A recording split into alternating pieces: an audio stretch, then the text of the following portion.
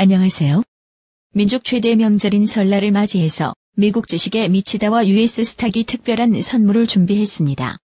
최고의 교육 콘텐츠를 25% 할인해서 제공하는 이벤트입니다. 최고의 동영상 강의를 수강하시는 분들 모두에게 25% 할인 쿠폰을 제공합니다. 자세한 내용은 네이버 카페 미국 주식의 미치다나 유튜브 혹은 페이스북 미국 주식의 미치다에서 확인하실 수 있습니다. 감사합니다. 안녕하세요.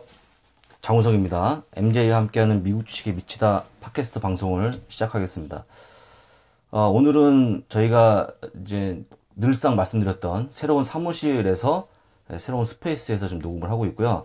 여기 위치는 그 여의도 하나금융투자 건너편, 그러니까 과거 그 HP 건물에 있는 위워크라고 하는 공유 오피스 사무실에서 저희가 녹음을 하고 있습니다. 저희가 일단 계속 새로운 사무실을 만들겠다고 했는데 독점적으로 할 수 있는 사무실은 아니고요. 약간 저희 운영상 공유 오피스를 빌려서 지금 이제 오늘부터 여기서 업무를 시작했고요. 그 업무 시작 기념으로 오랜만에 우리 MJ를 모시고 같이 이야기 나눠보도록 하겠습니다.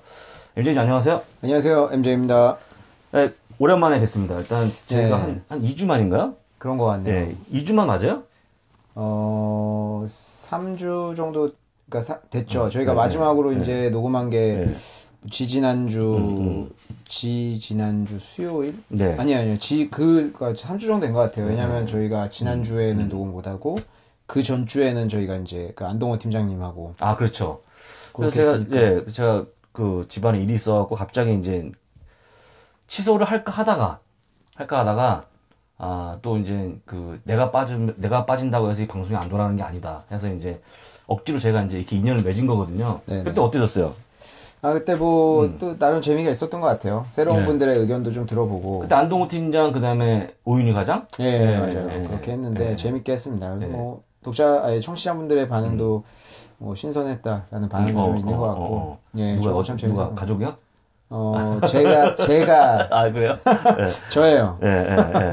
일단 오늘 저희가 과거에는 계속 녹음실을 일단 돈을 주고 빌려서 녹음을 했는데, 오늘은 저희가 정말 코딱지만한 어떤 녹음실 아닙니까? 그래서 답답한데. 굉장히 덥네요. 그러니까 그러다가 이제 저는 우리가 숨밖에 죽을 수도 있다. 제가 봤을 때 이게 사이즈로 치면은 전화 박스, 공중전화 박스 정도 사이즈인데요. 네, 그런 것 같습니다. 그래서 저는 이게 좀 더 있으면 숨이 막혀 죽진 않겠죠? 지식하진 않겠죠? 한 명이 쓰러지면 밀면 되죠. 그러니까 제가 잘 알아서 숨이 끊어지기 전에 열어드릴 거고요. 거의 지금 아침에 9호선 타서 방송하는 느낌이에요, 지금. 아니, 리얼하네. 지금 9호선 안에 있는 것 같은데요, 저는. 움직일 수가 없고. 네. 아니, 제가 지금, 갑자기 딱 그 느낌 정확했어. 왜냐면 안에 있는 것 같아요. 그리고 막 뛰어왔어, 내가. 잠깐 불안한 느낌이 자꾸 들고, 숨이 막히고, 게다가 또 여기 앞에 있는 게 이렇게 동그라미 점점점 있는데 자꾸 매지가이가 돼요, 눈이. 저만 그런 건지 모르겠는데. 일단은 일단 살짝 문 열어도 상관없을까요? 한번 열어볼까? 근데 이거 진짜 매지가이 저만 되는 건가요, 이거? 네, 난 상관없는 것 같은데? 가만있어 봐, 이게 안 열리는데? 살짝만 열어서. 너무 확실히 그냥 신선한 공기가 들어오네요. 너무 더우니까. 저기 지금 저희가 일단 좀 농담 삼아 얘기했지만, 정말 우리가 그동안 썼던 녹음실하고는 완전히 차이가 크잖아요. 근데 이제 중요한 거는 우리가 어디 있든 간에 들으시는 분들이 양질의 컨텐츠를 얻으면 되는 거니까 주어진 환경에서 또 최선을 다해서 한번 녹음 한번 사실 해보시죠. 그동안 저희가 녹음을 못한 동안 장의 어떤 변화가 좀 많이 있었던 것 같아요. 사실 이제 어떻게 변했어요? 올해 들어서 장이 좀 좋았잖아요. 이제 미국도 마찬가지고 중국, 홍콩 다 좋아가지고 사실 올해 시작이 나쁘지 않았다. 그런 모습인데 지난 몇 주 동안에는 많은 일들이 있었죠. FOMC 금리 결정도 있었고 그리고 트럼프 대통령하고 그 중미 무역 전쟁에 대한 협의가 지금 어제까지 진행이 됐는데 이제 이야기 나오는 것으로 봐서는 나쁘지 않다. 이제 지적 재산권이라든지 이런 진전이 좀 되고 있다라는 얘기들이 있어서 나쁘지 않은 반응인 것 같고 그래서 사실 그리고 실적들이 처음에 엔비디아나 이런 데 실적들이 안 좋게 나오면서 좀 우려가 확산됐죠, 사실은. 이제 제가 진짜로 안 좋은 거 아니냐. 캐터필라하고 엔비디아 실적이 안 나왔을 때 이제 정말 실적마저도 그쵸. 이제 진짜 영향 받는 거 아니냐 했는데 뭐 애플도 마찬가지고. 근데 사실 애플의 실적은 어떻게 보세요? 잘 뜯어보면은 이제 그 아이폰의 판매는 사실 좀 줄었거든요. 근데 이제 애플 전체 매출에서 차지하는 비중이 이제 좋게 해석을 한다고 하면은 애플이 이제 트랜스포밍 중이다. 이제 애플 아이폰의 어떤 매출에 좀 기댔던 것이 이제는 진짜 핸드폰뿐만 아니라 클라우드라든지 뭐 다른 부분에서 조금 성장하는 트랜스포밍 중이다라고 긍정적으로 해석할 수도 있겠고, 그러니까 조금 부정적인 것은 그동안에 이제 주 매출이었던 아이폰이 안 좋아지고 있다는 거. 실제로 이제 중국에서 제가 이야기를 들어보니까, 진짜 들어보셨어요? 중국에 판매 부진하잖아요, 아이폰이. 그렇죠. 근데 화웨이 같은 경우에는 최신에 나온 폰이 카메라가 후면이 3개예요. 3개짜리 카메라인데 그건 없어서 못 팔고 있어요, 지금. 그러니까 예전에 아이폰이 나오자마자 없었잖아요, 물량이. 그거랑 좀 비슷한 모습인 것 같더라고요, 화웨이가. 그러니까 사실은 핸드폰 수요가 줄어든 것도 맞지만, 특히 아이폰 쪽이 좀 줄은 것 같다. 그러니까 이제 그 중국 고객들의 기호가 좀 변하는 거죠. 그리고, 저는 이건 뭐 제 개인적인 생각인데, 화웨이 사진을 제가 이제 찍은 걸 보니까 너무 잘 나온 거예요. 그래서 거의 DSLR 수준으로 카메라, 그러니까 사진이 나와 있더라고요. 그래서 이렇게 어떻게 이렇게 화질이 좋나. 그래서 봤더니, 카메라 렌즈가 일단 2개가 있더라고, 화면에. 3개라면서? 그건 이제, 그러니까 2개가 있더라고요. 그리고 이제 보니까 레이카예요. 레이카가 렌즈가 되게 좋잖아요. 그래서 그런 건지 모르겠지만 어쨌든 DSLR 정도의 그거를 구현을 하더라고요. 그래서 제가 이 모델이 언제 거냐 했더니 2년 전 모델이라는 거예요. 그러니까 옛날 모델도 그랬고, 그러니까 화웨이는 이제 아이폰보다는 저렴하면서 카메라 이제 사진에 좀 특화시킨 것 같거든요. 그러니까 이런 것들이 사실 중국 고객들한테 어필이 되는 거 아니냐. 왜냐면 중국도 그렇고 홍콩도 그렇고요. 사진에 대해서 되게 예민해요. 그러니까 저희 그 홍콩 사람들이나 진짜 이거 재밌는 건데, 중국에서 예전에 유학할 때 길 가는 사람한테 사진 찍어달라고 하잖아요. 그럼 한국은 대충 찍어주잖아요. 뭐 이렇게 쓰세요 이러고 대충 찍어주잖아요. 그렇죠. 중국 사람들은 각도까지 정해줘. 거기 별로인 것 같은데 이쪽 배경으로 한번 찍어보자. 뭐 이렇게 해가지고 막 각도까지 신경 써주고, 포즈 이렇게 해봐라 이렇게 하고 찍는다니까요. 그게 찍어주는 사람인데 한 사람만 그런 게 아니라 그 중국 사람들이 그런 거에 대해서 되게 좀 중요하게 생각하는 것 같아요. 카메라 찍고 막 사진 찍고 이런 거. 홍콩 사람들도 그렇거든요. 그래서 홍콩 사람들 보면 이제 비싼 DSLR 카메라 갖고 다니면서 찍는 사람 되게 많아요. 여행객들 한번 유심히 한번 봐보세요. 그래서 제 생각에는 그런 시장을 좀 잘 타겟팅한 거 아니냐. 물론 이제 아이폰 요번에 X라든지 그런 것도 보면은 카메라 되게 좋아요. 하지만 이제 화웨이는 그거를 뭐 2년 전부터 그렇게 한 거니까 고객들의 인식에 그게 있을 수도 있죠. 카메라는 화웨이 뭐 이런 식으로. 그래서 여하튼 지금 그 화웨이 같은 경우에는 뭐 이제 핸드폰이 이제 없어서 못 팔리고 있는 그런 상황이라는 거죠.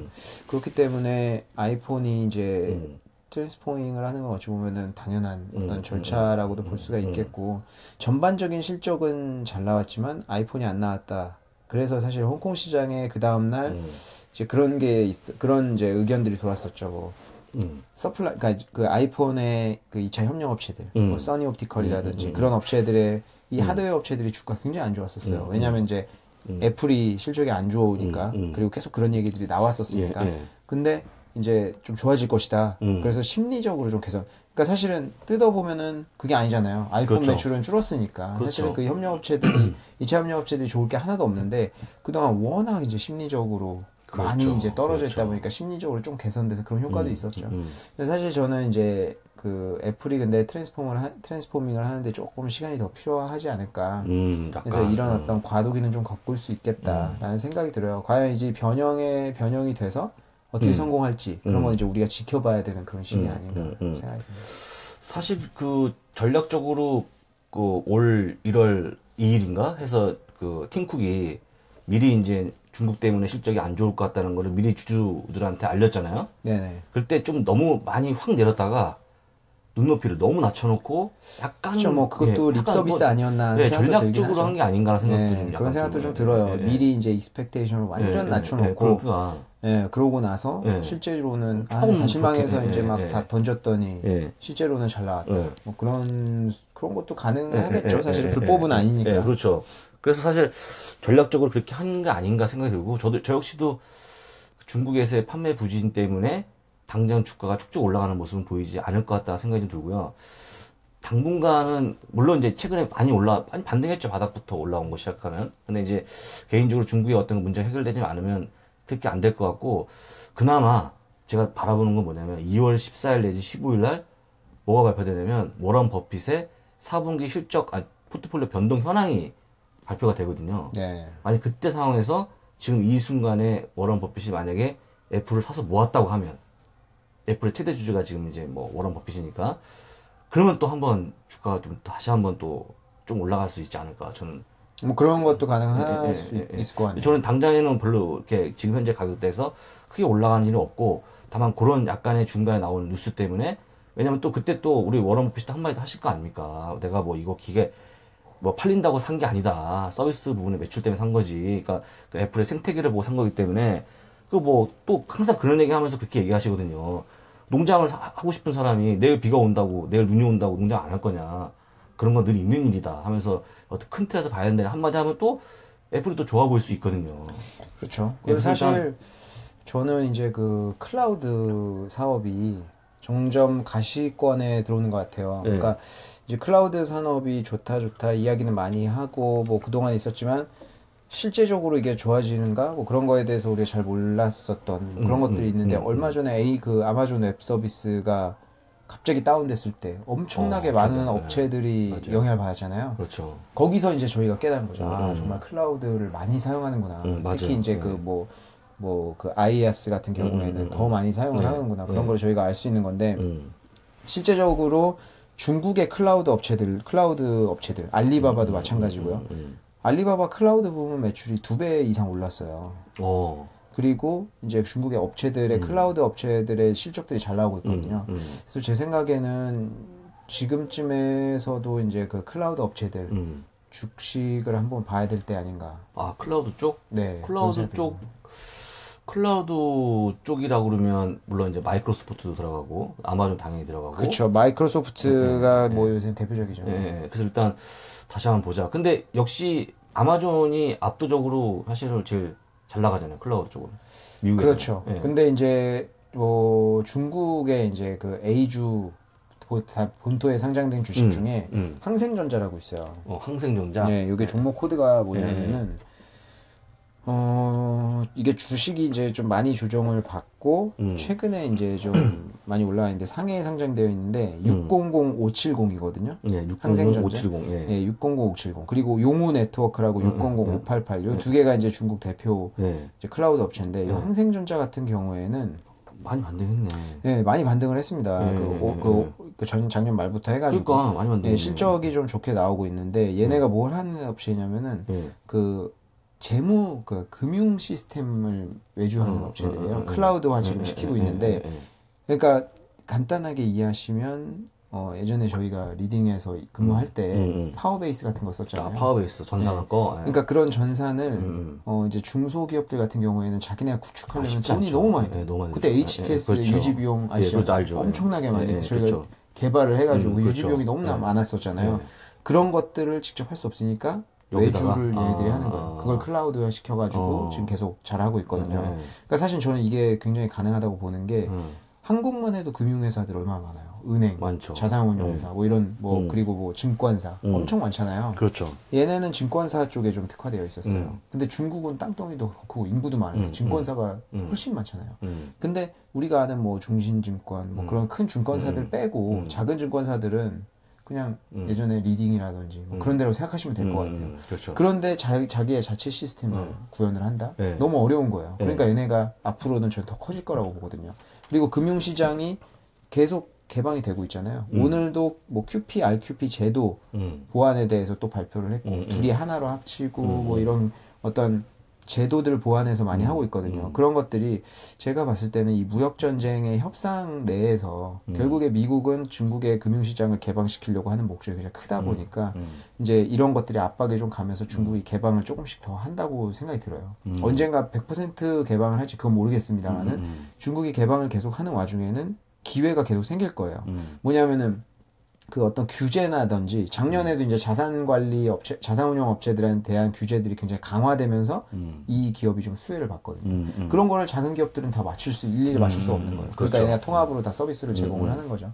그렇기 때문에 얘네들이 앞으로 금융시장 개방되면서 더 많이 생기는 업체들에 대해서 시장이 더 커질 거다. 저는 그런 생각을 하고 있고 얘네가 증권사 위주로 하고 있던 업무를 지금은 은행 쪽으로도 확장을 하고 있어요. 그렇기 때문에 기회가 좀 많이 큰 업체라고 생각을 해서 저는 이 기업도 한번 현생전자 보는 것도 굉장히 좋을 것 같고 일례로 제가 예전에 첫 회사가 해운회사였는데 굉장히 그렇죠. 작은 규모의 해운회사였어요. 네. 거기도 이제 IT 시스템을 직접 구축을 했었어요.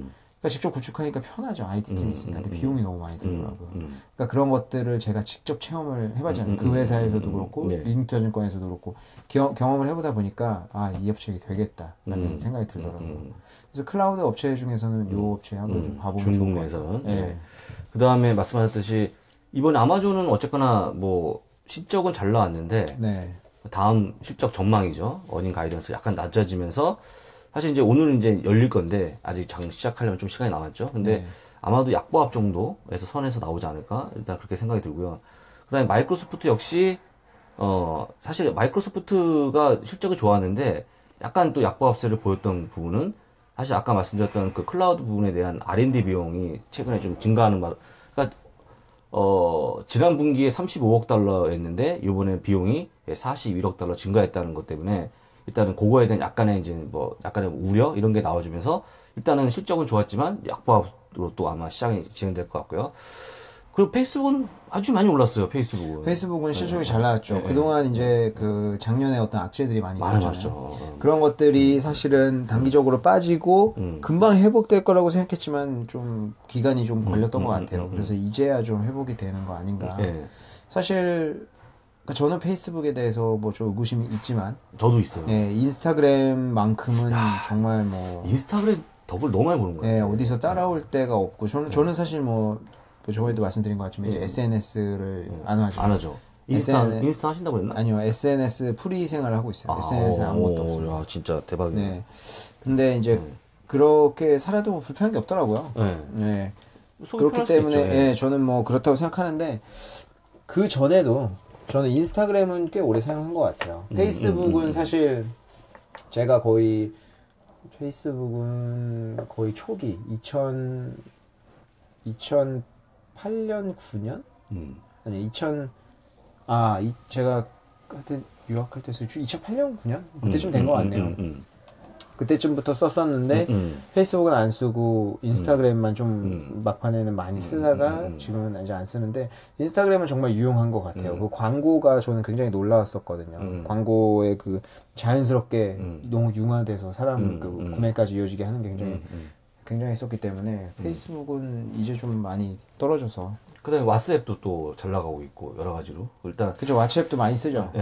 그런 걸 본다 그러면 괜찮은데 여전히 저는 아직도 그 가짜 계정이라든지 정보 유출에 대한 어떤 그런 우려들, 그 다음에 그런 수많은 개인 정보를 갖고 있다는 그 자체만으로서도 유럽이나 이런 데서 지금 이제 그런 정보에 대한 보유를 제한하는 어떤 그런 또 법규가 나온다고 그러면 상당 부분 또 약간 좀 어려워지지 않을까 생각했는데 이번 실적에서 완전히 그런 것들을 부실시키면서 아마도 11%인가 올라갔을 걸로 기억하는데 많이 올랐습니다. 그래서 일단 저는 이제 개인적으로 페이스북을 정말 많이 깠던 사람 중 한 사람으로서, 제가 한 이틀 동안 자성을 하고 있는데, 그러니까 그렇게 우리가 너무 나쁜 모습만 보면 안 된다. 그래서 좀, 기업을 폭넓게 봐야 되는데, 제가 한 가지 놓친 부분은, 페이스북에서 한 가지 놓친 부분은 뭐냐면, 페이스북이 북미 쪽하고 유럽 쪽에서 그 가입자, 우리가 흔히 얘기하고 있는 먼슬리 액티브 유저라고 하는 월간 활성 사용자, 이런 부분들이 늘지 않았거든요. 감소하거나. 늘지 않았는데, 이번에 대폭 늘었습니다. 그래서 일단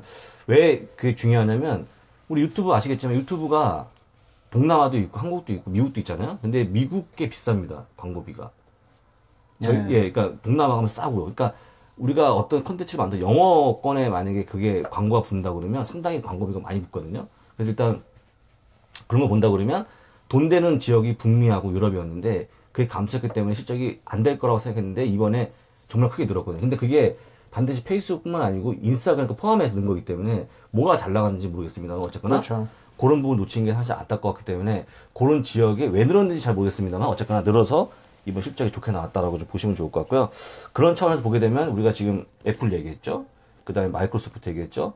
그리고 또 넷플릭스는 뭐 값어치니까. 그 다음에 아마존 얘기했죠. 그리고 이제 구글만 얘기하는 것 같은데, 그죠? 구글은 이제 그렇죠. 앞으로 실적이 나올 거기 때문에. 일단 그래서 저희가 최근에 나왔던 기술주 이렇게 좀 종합해서 보게 되면 전반적으로 좋았다. 일단 뭐 나쁘지 않았다. 첫 번째 아까 말씀드렸듯이 월요일 날은 캐터필러하고 엔비디아가 빠지면서 굉장히 불안감을 줬지만 그 이후에 나온 기업들 실적이 좋았기 때문에 전반적으로 뭐 그냥 뭐 선방했다 정도라고 좀 보고 있습니다. 일단. 근데 요새 넷플릭스의 자신감이 엄청난 것 같아요. 저희 얼마 전에도 저희 비용을 올렸잖아요. 올렸죠. 예, 근데 이제 첫 번째 비용을 올렸을 때는 이제 그런 논리죠. 시장 점유율을 다 먹은 상태에서 약간 그런 거 아니겠습니까? 뭐 어떤 미국이 이제 밀가루를 엄청나게 싸게 이제 거의 무료로 이제 6.25 이후에 밀가루를 엄청 싸게 무료로 한국에 막 공급했잖아요. 그러고 나니까 이제 밀가루 회사들이 다 망하죠. 그러고 나서 시장 점유율을 다 먹어놓고 가격을 올려버린다. 어쩔 수 없이 살 수밖에 없는 약간 그런 논리였죠. 그러니까 이제 넷플릭스는 시장 점유율이 엄청 크니까 결국에는 가격을 한번 올렸을 때 전혀 아무런 스크래치가 없었어요. 그래서 요번에 올렸을 때도 주변에 가격 또 올렸어 얘기해보니까 어쩌겠어 이런 반응이더라고요. 실제로 제가 다 주변 사람들한테 물어보니까 아직까지는 이 논리가 먹히는 거예요. 아직까지는 자기네들이 최강자니까. 그리고 얼마 전에 이제 넷플릭스의 최대 경쟁자는 포트나이트다. 요새 포트나이트 게임이 엄청 유행이더라고요. 한국도 유행입니까? 네, 한국도 엄청 많이 하더라고요. 그래요? 그러니까 이게 보니까 저는 해보진 않았는데 제가 이제 뭐 찾아보니까 배틀 뭐죠? 그 펍지 게임 있잖아요. 그거랑 그거랑 배틀그라운드랑 비슷하면서 뭐 이렇게 막 성도 짓고 막 그런 것 같은데 어쨌든 제가 해보지는 않았지만 요새 인기가 엄청나더라고요. 근데 왜 넷플릭스가 그렇게 얘기했냐면 포트나이트 서버 이상 있었을 때 시청률이 엄청 올라갔다는 거예요.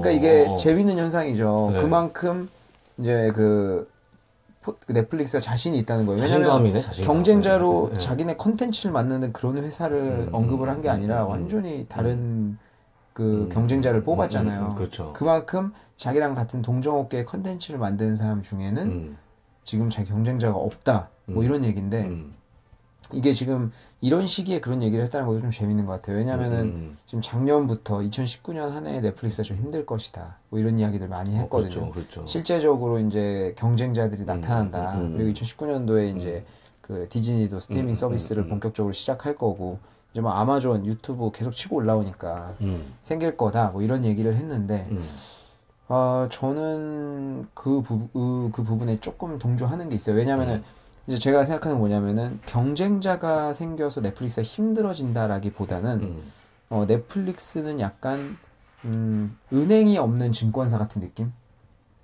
그러니까 이제 증권사가 은행을 뒤에 두고 있으면 사실 증권사가 위기에 처했을 때 은행이 도와줄 것 같은 느낌이 있단 말이에요. 실제로 그렇게도 하고. 그러니까 은행을 뒤에 백으로 두고 있는 증권사들은 그런 안정성이 좀 있어요. 근데 실제로 은행에 백으로 두고 있지 않은 증권사들은 항상 비상경영이에요.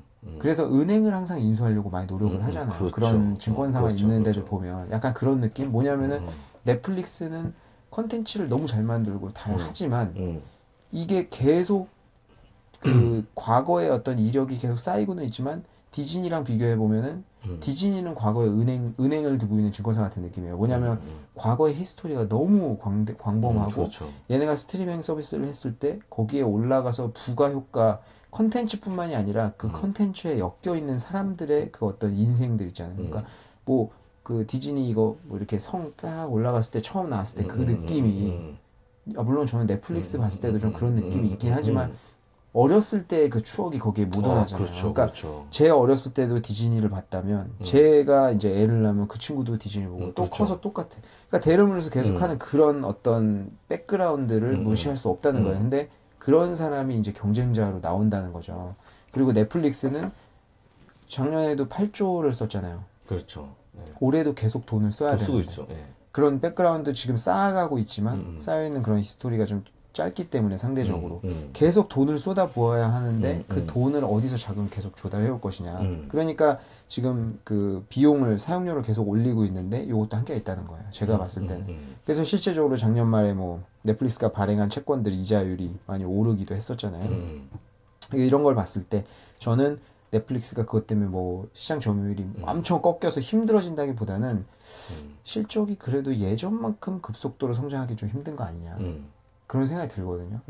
다른 데도 아니고 디즈니가 이제 그 컨텐츠로 밀고 나온다고 하면 이거는 조금 얘기가 다른 것 같아요. 왜냐면 아마존이나 유튜브는 저는 크게 경쟁자로 생각하지 않아요. 왜냐면 이 친구들도 결국엔 넷플릭스랑 똑같이 그런 백그라운드 없이 새로운 컨텐츠를 만드는 거거든요. 근데 디즈니는 아니잖아요. 과거에 쌓여있는 것들이 너무 많기 때문에 거기서 부가적으로 창출할 수 있는 게 많단 말이에요. 그렇기 때문에 저는 올해 한 해 이제 디즈니가 거기에서 나오면 향후에 이 사용료를 올릴 수 있는 빈도가 얼마나 더 되겠냐는 거죠. 사람이 이 예전에 그 케이블 채널을 끊고 넷플릭스 했던 이유가 싸고 볼 게 많아서거든요. 근데 얘네가 계속 비용을 올린다고 하면은 그 상대적으로 받아들일 수 있는 한계가 있단 말이에요. 그잖아요. 그렇기 때문에 이 비용을 계속 올리는 게, 그러니까 사용료를 계속 올리는 게 한계에 다다르고 자금 조달이 안 된다고 하면은 그때 가서, 왜냐면 지금 굉장히 많은 나라에 벌써 진출해 있는데 얼마나 더 신규 사용사가 늘어날 거야. 그러니까 그런 한계가 분명히 올 수 있다라고 생각하기 때문에 저는 조금 예전에도 뭐 그런 이야기를 했지만 크게 이제 이제 긍정적으로 보지는 않는데 어쨌든 이번에 나온 킹덤은 굉장히 재밌었습니다. 그 아까도 말씀하셨는데 네, 주말에 하루 만에 봤어요. 어쨌든 양질의 컨텐츠는 계속 나오고 있는 상황이에요. 그리고 제가 과거에도 한번 말씀드렸는데 저는 이제 왓챠 플레이도 보고 있는데 아주 그냥 컨셉을 잘 잡았어요. 가격이 1년 구독하면 넷플릭스의 반값인데다가 넷플릭스가 없는 점만 쏙쏙 뽑아가지고 예, 아주 경영을 잘하는 것 같아요. 제가 봤을 때는. 근데 이제 디즈니는, 그래서 넷플릭스랑 왓챠랑 둘 다 보지만 디즈니는 분명히 왓챠 같은 전략을 쓰지 않을 거예요. 도전을 해오겠죠, 넷플릭스한테 정면으로 비슷한 가격대에. 그렇기 때문에 이제 어떻게 될지 한번 흥미로운 한 해가 되지 않을까. 근데 훌루는 상대적으로 가격을 인하했다고. 근데 훌루 같은 경우에는 지금은 좀 별로, 본격적으로 시작한 2019년도 말을 얘기하고 있으니까. 그래서 일단은 어쩌다 보니까 저희가 팡을 다 얘기했어요. 넷플릭스까지 얘기해서. 일단 그렇게 해서 얘기했는데, 사실 아까 잠깐 말씀하셔서 말았는데 요새 디즈니 주식이 있는지 모르겠어요, 저는. 너무 조용하죠. 요새 어떻게 된 거죠? 혹시 좀 체크, 아니, 주가도 뭐 그냥 지지부진, 뭐, 소외주가 돼갖고. 앵커를 달았나봐요. 움직이질 않아요. 그냥 계속 110에서 그러니까, 그 부근에서 계속 왔다 갔다 하고. 제발 어떻게 경쟁을 했으면 좋겠어. 디즈니가 굉장히 보수적인 주식이잖아요. 1월 한 달에 좋을 수가 없었죠. 왜냐면 1월 한 달은 장이 이제 좀 올라가는 그러니까 결국에는 그 시장과의 베타라고 하잖아요. 베타 지수가 높은 종목들이 이제 가는 장이었고 그렇기 때문에 디즈니는 상대적으로 좀 외면이 됐죠. 여전히 그 디즈니에 대한 호감적인 호감은 저는 이제 왜냐면 폭스 인수한 효과가 사실은 나타나려면 아직 좀 시간이 필요하고요. 시간도 필요하고. 그리고 저는 이제 뭐 무조건적인 무슨 뭐 마블 영화 뭐 예전에는 그랬죠. 예전에는 마블 영화 하나하나가 디즈니에 미치는 영향이 컸지만 지금은 워낙 그 이제 기본이 돼버린 거예요. 그거는. 그렇기 때문에 그게 이제 뭐 예를 들어서 뭐 캡틴 마블 3월에 나오는 게 잘 된다고 해서 무슨 디즈니가 뭐 주가가 올라가고 그거는 전혀 그렇지 않기 때문에 그런 논리로 접근하시면 안 되고 폭스를 인수를 해서 얘네가 미디어 업체의 시장 점유율, 박스 오피스 시장 점유율이 굉장히 커진다는 거. 그런 것들이 이제 앞으로 무궁무진한 어떤 그런 가능성을 좀 얘기하는 거죠. 근데 굉장히 재미없는 주식이기는 해요. 또 좀 웬만큼 없어야 되는데 재미가 그냥 뭐 완전히 없는. 저도 정말 디즈니 아니, 거래 정지당했나 싶은 그런 느낌이 정말 거래 정지당한 것 같은 움직임이죠, 사실. 그래서 일단 물론 이제 그런 게 있겠죠. 다른 주식들은 많이 빠졌다가 이제 장이 1월달에 워낙 좋으니까 이게 이런 모습이 보이는 거고. 디즈니는 뭐 항상 뭐 그랬으니까 뭐 그렇죠. 이제 또 방어적 주가가 좀 흔들리면은 또 그나마 괜찮지 않을까. 누가 작전이 지금 매입하고 있나? 정말 뭐 거의 엄청난 큰 뭐 프리메이슨 같은 그런 수준의. 맞아요. 일단 오늘 일단은 저희가 팡 주식을 점검해 봤는데 오늘은 제가 이제 미리 말씀드리지만.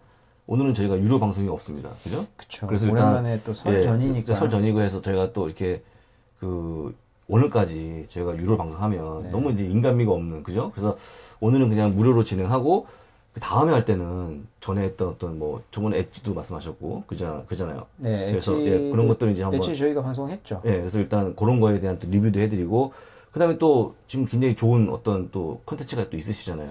공부해 좀 공부해서 오픈할 수 있을 만한. 예, 예. 그리고 또 예, 그렇습니다. 근데 지금 금에 대해서 잠깐 좀 저희가 얘기를 좀 나왔으면 좋겠어요. 금은 우리 저기 이한 교수님 물론 이 자리에 없습니다.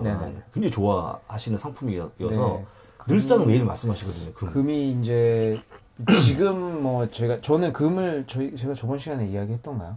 금 얘기 안 했어요. 2주 전에 얘기 안 했나요? 왜냐면 제가 이제 개인적으로 금에 관심이 많이 있어서 저는 금에 이제 투자를 좀 이제 하는데 금 어떤 식으로 뭘? 그러니까 이제 금이 뭐냐면은 결국에는 GLD라는 ETF 있잖아요. GLD 금을 한 배. 그거는 뭐 실물 보유해가지고 하는 ETF인데 그래서 그 추정률이 제일 좋죠. 근데 금이 사실 그냥 금만 갖고 보면은 되게 재미없어요. 재미없죠. 지금 1320불이거든요. 금이. 근데 올라왔네 많이. 네, 근데 많이 올라오긴 했지만 사실 금 하나 뭐 금 가격 3배짜리 갖고 하면은 사실 그렇게 크게 이제 하기가 힘들어서 이제 금광업 ETF가 있습니다. 금광업 ETF 3배짜리도 있고요. 한 대 3배짜리 보통 이제 하는데 그거가 그 NUGT라고 NUGT 요게 이제 롱 3배 금광업 그리고 이제 더스트 DUST 그러니까 이제 뭐 금광업 마이너스 3배인데 이제 마이너스 3배 쭉쭉 떨어지면은 더스트 그냥 없어진다. 흔적도 없이 그래서 더스트인 것 같아요. 네, 근데 이제 NUGT로 이제 투자를 하는데 최근에 많이 올랐어요. 최근 시작한 지는 좀 됐는데 좀 오르다가 한 20% 정도까지 올라가다가 0%까지 떨어졌죠. 3배짜리니까. 왔다 갔다 하다가 최근에 이제 좀 올라서 아마 30% 정도까지 다시 올라간 거예요. 네, 많이 올랐네. 예. 근데 그렇기 때문에 지금 근데 그때도 논리는 비슷했습니다. 뭐 이제 그 10년물 금리 미국 10년물 금리가 계속 떨어지고 그리고 이제 달러도 그렇게 크게 강세 못 보이고 그러다 보니까 결국에는 이제 금이 미국 경기가 하락하고 이러면서 금이 결국 다시 오를 것이다. 근데 이게 그 뉴스 같은 데에서 이제 막 금에 지금은 투자해야 될 때 뭐 이런 말이 나올 때는 사실 늦어요. 그때 그런 뉴스가 막 나오기 시작할 때면 분명히 금이 1,500, 뭐 1,400, 그 중반 뭐 이렇게까지 올라가서야 그런 얘기들이 나올 거예요. 근데 그 정도까지 가면 사실은 이제 수익 날 수 있는 부분도 적고 가능성도 많이 떨어지는 그런 상황이기 때문에 사실 저는 지금이 적기라고 생각을 하거든요. 근데 지금은 단기적으로 좀 많이 올랐죠. 지금은 계속 뭐 이게 계속 오르지는 않는단 말이에요. 그렇기 때문에 지금 그거를 다시 하긴 좀 그렇지만 이제 지금은 좀 장이 또 분위기도 좋아지고 하니까 그래서 2월 뭐 3월 정도까지 저는 NUGT 같은 ETF들 좀 보고 있다가 뭐 올해 중순이라든지 그럴 때쯤에 다시 한번 좀 기회가 있을 것 같아요. 들어갈 수 있는 다시 떨어져서 좀 기회가 있을 것 같고 올 한 해는 실제적으로 지금 FOMC에서 금리 인상을 안 하고 분위기가 좀 뭐 많이 풀어주는 좀 분위기였었잖아요. 요번에. 그렇죠. 많이 그렇다 보니까 그 FOMC에서도 굉장히 조심스러운 것 같고 작년 말에는 뭐 올해 금리 인하 얘기까지 오히려 나왔었으니까. 그렇죠. 그러니까 실제적으로 미국 경기가 꺾일 수 있다라는 것 시그널을 계속 보이고 있는 상황이거든요. 기업들이 실적은 좋게 나오기는 했지만 그렇기 때문에 올 한 해 만약에 뭐 하반기라든지 이런 데 들어서 그 본격적으로 금리 그 경기가 좀 안 좋아진다라고 하면 금값은 훨씬 더 빨리 올라갈 걸로 예상이 되고 있고 10년물 금리가 지금 2.6 후반대 정도 돼요. 근데 이게 그 단기 금리랑 큰 차이가 안 난단 말이에요. 그 얘기는 그 10년물 금리는 단기 금리 플러스 경기 전망인데 그렇죠. 그 경기 전망 자체가 더 좋아질 가능성이 좀 낮다라고 생각하는 거거든요. 결국에는 그 미국 경기가 꺾일 수 있는 가능성이 더 높다라고 생각을 해요, 저도.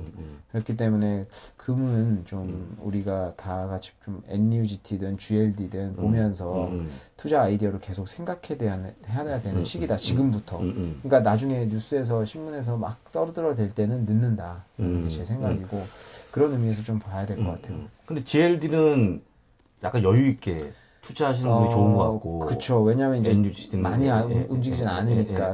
금은 추종하긴 하지만. 금을 사놨다 생각하면 딱 되네요. 그렇죠. 금 갖고 있다. 근데 NUGT는 약간 트레이딩 관점에서 그렇죠. 약간 뭐 업앤다운 있는. 그래서 맞습니다. 약간 그 시장을 그래도 가끔가다 한 번씩 HTS를 보시는 분들. 네. 모니터링 가능한 분들이 하시면 좋을 것 같기 때문에 알아서 하시되 금에 대한 투자는 올해 해야 될 것 같다. 네. 어차피 금이 또 많이 올라갔을 때 다시 한번 나오는 얘기는 너무 늦고 그렇죠. 미리 약간 미리 움직여야 한다는 부분은 저기 지금 멀리 캐나다에 계시는 밴쿠버에 계신 이한인 교수님하고 같은 뜻을 같이 하고 있거든요. 같은 계를 하고 있는 겁니다. 그래서 약간 저도 역시 금에 대한 관심이 거의 없었는데 최근에 이런 얘기를 듣다 보니까 약간 그런 부분도 필요할 것 같다라고 생각이 좀 들고요. 다시 한번 말씀드립니다만 GLD가 이제 네, 한 배짜리, 그 다음에 NUGT가 일단 3배 금광업 네. ETF라는 점 다시 한번 말씀드리겠고, DUST 아까 그게 네. 역방향이죠. 맞아요. 떨어지는 거에 3배. 그래서 굉장히 좀 위험한 수도 있는 그런 거라고 좀 보시면 좋을 것 같습니다. 이렇게 하다 보니까 저희가 뭐 팡 주식부터 금까지 다 얘기해서 일단 최근에 조금 이슈가 되는 부분 다 얘기했고요. 그 다음에 또 혹시 뭐 개인적으로 좀 보시는 게 있으면 뭘 좀 보세요? 이거를 제가 그때 한번 이거 지난 시간에 한번 말씀드린 것 같은데, ETF, 디렉시온에서 새로 나온 ETF인데, 요번에 그 긱스 지수가 구성이 새로 됐잖아요. 그래서 커뮤니케이션 서비스 섹터가 새로 생기면서 그쪽으로 이제 뭐 아마존이라든지 이런 거 소비재로 이동하고 이렇게 많이 변동이 생겼잖아요. 있었죠, 예. 그래서 이제 최초로 그 지수를 이제 추종하는 ETF가 나왔어요. 3배짜리가. 3배짜리가? 네, 3배짜리가 나왔어요. 처음 듣는데, 이거? 예, 제가 저번 시간에 이야기를 안 했던 것 같아요. 이거 시간이. 이게 시간이 안 되니까. 근데. 간단하게 소개만 하고. 이게. 비용 같은 경우에는 당연히 3배니까 이제 1%가 조금 넘거든요.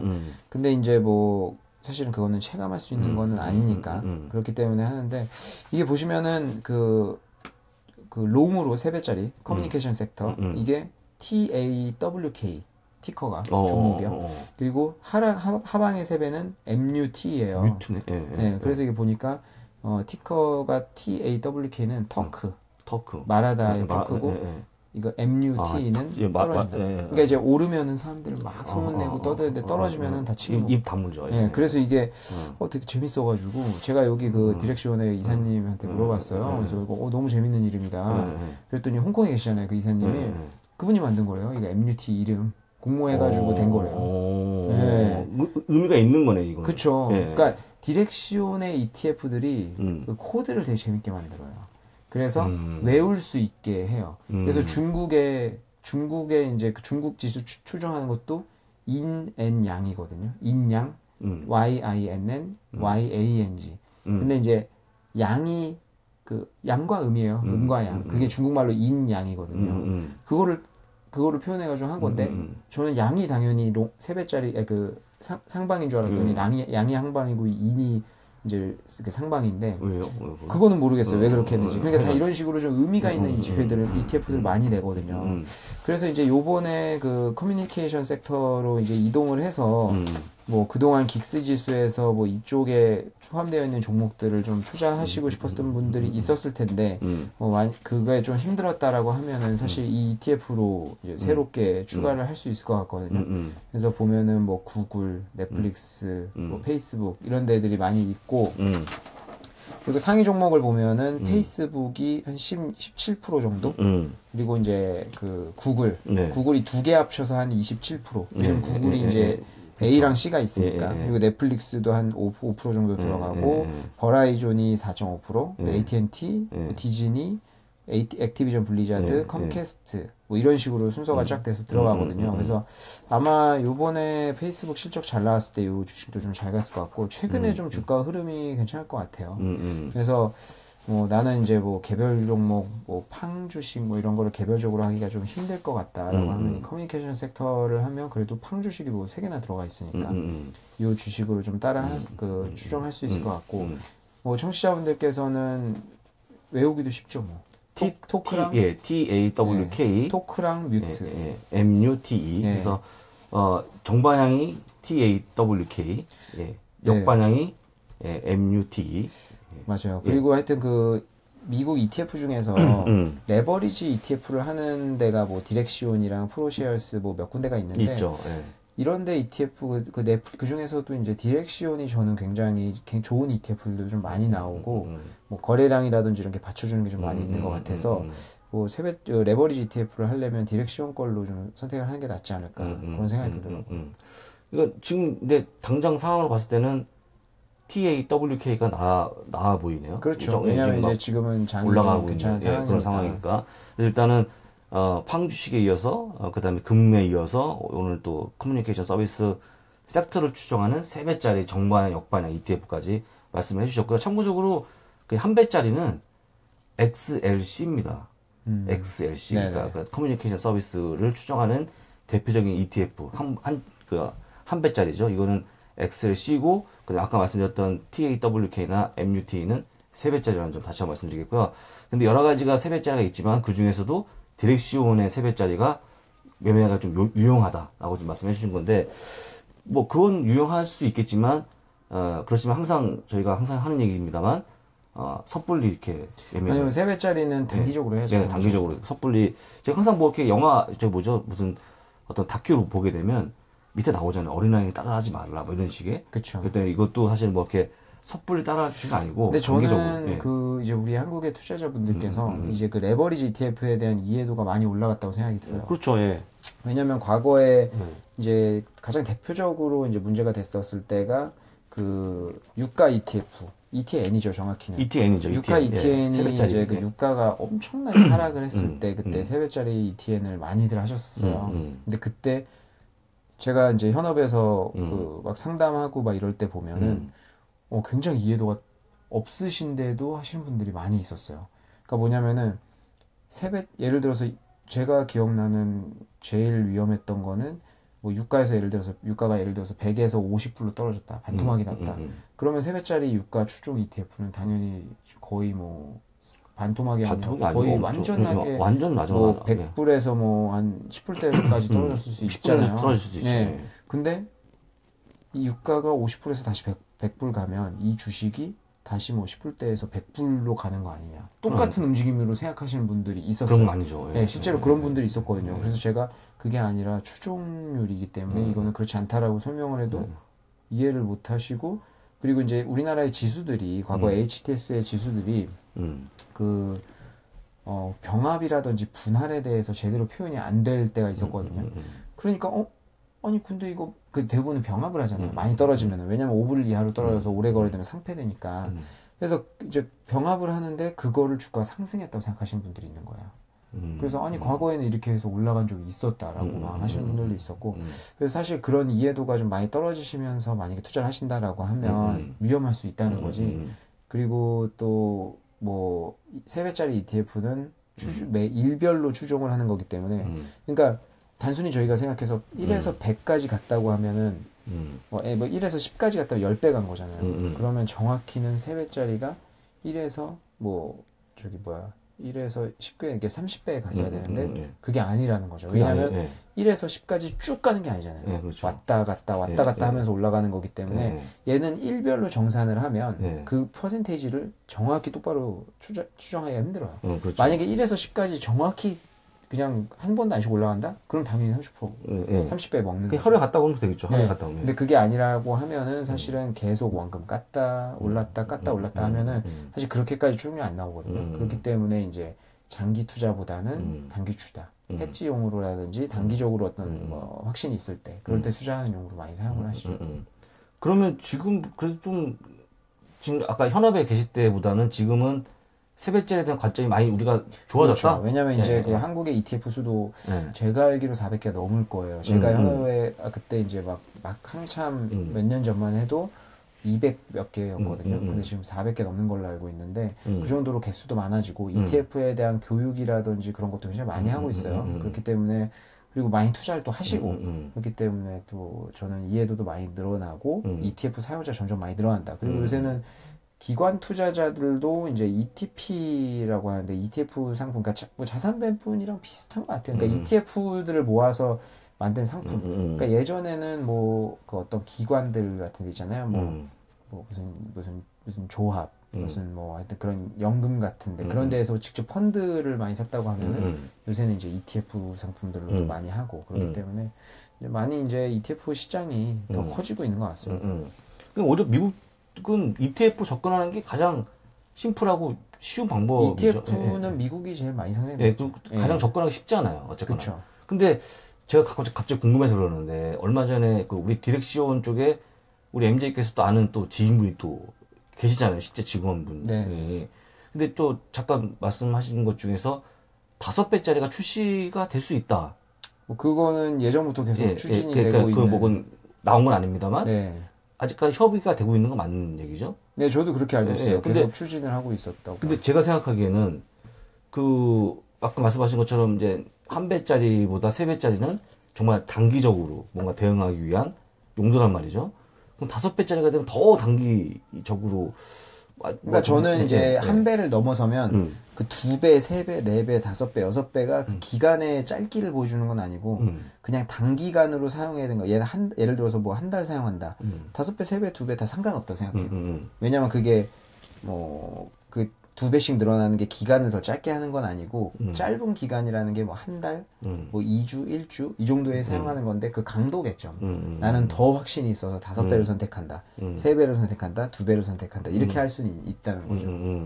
일단 그래서 아직까지 5배는 나오지 않았습니다만 혹시라도 만약에 쉽지는 않을 것 같아요. 쉽지 않을 것 같겠죠. 일단 뭐 나온다 그러면 저희가 아마 제일 자세하게 설명할 수 있지 않을까. 이미 지인분이 그쪽에 계시기 때문에 저희가 어떻게 3배짜리 ETF까지 알아봤는데 결론적으로 말씀을 좀 드려보면 사실 저도 작년에 시장이 굉장히 안 좋았을 때 그 시장에 대한 역방향 쪽에 단기적으로 3배짜리는 아니고요. 한 2배짜리 정도는 한번 우리가 이제 어차피 주식을 다 팔 수는 없으니까 네. 보유한 주식을 일정 부분 약간 투자해서 약간 그 손해를 상쇄해 볼까라는 생각까지 해본 적이 있거든요. 그러니까 네.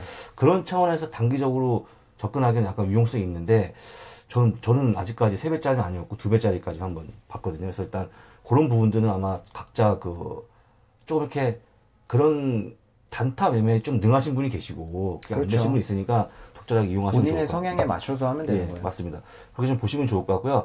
그리고 또 저희가 이제 오늘 아까 미리 서두에 말씀을 드렸습니다만 지금 뭐 9호선 안에서 녹음하고 있는 거잖아요. 네.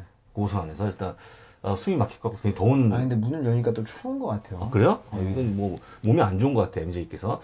일단 그렇게 됐기 때문에 제가 이제 드리고 싶은 얘기는 뭐냐면 저희가 이제 앞으로 좀 제가 컨텐츠를 물론 녹음도 열심히 하겠지만 또 가능하면 오늘은 이 공간이 협소합니다만 어디 뭐 둘 수가 없죠, 카메라를. 근데 이제 다음에는 좀 밖에서 어떤 좀 영상도 좀 하고 저희가 유튜브에 좀 너무 약간 좀 둔한 게 아닌가. 네네. 우리가 너무 그죠? 그래서 유튜브 쪽도 좀 한번 공략을 하기 위해서 여러 가지 한번 시도를 한번 해볼 거고요.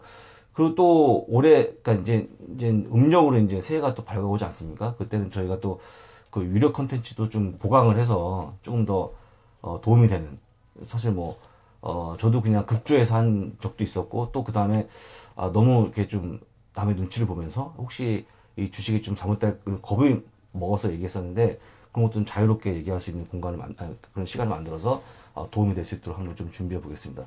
그래서 저희가 오늘 다시 한번 말씀드리겠습니다만 여의도에 있는 위워크에서 오늘 새로운 둥지를 튼 기념으로 우리 MJ께서 축하 겸해서 오셔갖고 제가 기념으로 2018년 음력으로 이제 사실 이제 아직 날짜는 남았습니다. 음력으로 남았습니다만 연휴 전 마지막 방송을 이렇게 말씀을 드리고요.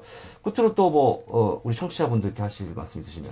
네, 오늘 이제 뭐 내일부터 연휴가 시작되는데 그렇죠. 뭐 고향에 다녀오시는 분들은 또 잘 다녀오시고 서울에 계시는 분들은 또 좋은 연휴 보내시고 이제 진정한 뭐 음력으로 해서 진정한 2019년이 시작되는 거 아니겠습니까? 그래서 올해 이제 한 해 또 좋은 일만 가득하시길 또 그리고 새해 복 많이 받으시길 좋습니다. 저도 마찬가지로 새해 복 많이 받으시고요. 사실 저는 이 새해 복 많이 받으라는 게 너무 좀 어색합니다. 왜냐면 눈도 안 오고 겨울 같지가 않아요. 올해 겨울은 내가 느끼기에는. 그래서 일단 눈이 안 와요. 일단 그래서 이제 몸이 건조한 지금 겨울을 보내고 있는데 일단은 날씨는 몸이 건조할지언정 여러분들 계좌 이제 뭐죠? 그 계좌 잔고는 조금 더 잘 쌓일 수 있도록 좀 다시 한번 빌고요. 저희가 그런 거에 약간이라도 일조할 수 있는 미국 주식에 미치다가 될 수 있도록 최선을 좀 다하겠습니다. 저 역시도 새해 복 많이 받으시고요. 저희는 연휴가 끝나고 아마도 정상적으로 한다 그러면 다음 주 정도, 다음 그렇죠. 주 아마 목금 정도 될 것 같고요. 만약에 안 된다 그러면 그 다음 주에 인사를 드리도록 하겠습니다. 감사합니다. 감사합니다.